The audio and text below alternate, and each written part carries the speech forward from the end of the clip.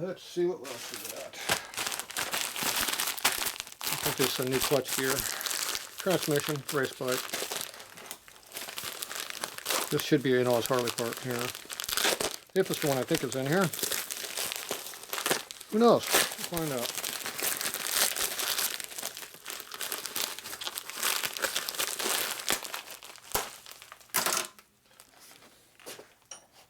I don't want too much money for Andrew's ones online, so I haven't bought one in yet.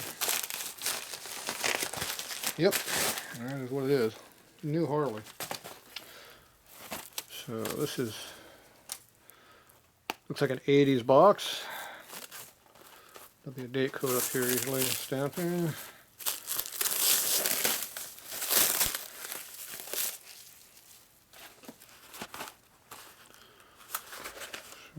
there we go.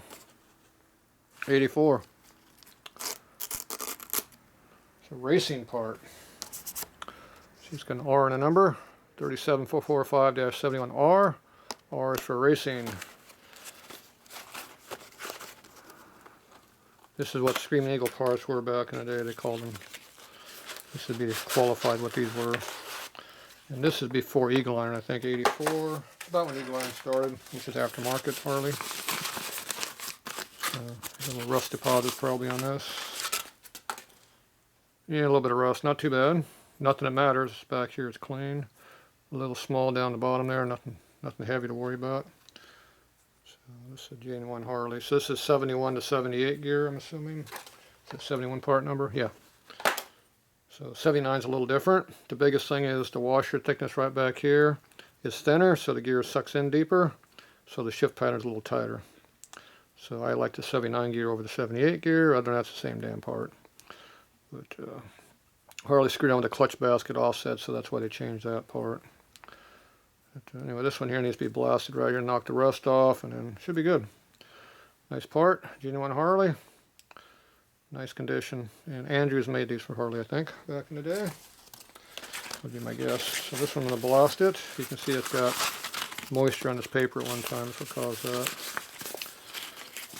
So this should be a close ratio, 18 tooth. 1, 2, 3, 4, 5, 6, 7, 8, 9, 10, 11, 12, 13, 14, 15, 16, 17, 18. 17 is stock. So this one you use with a 26 tooth gear. That other one was a 26, 27.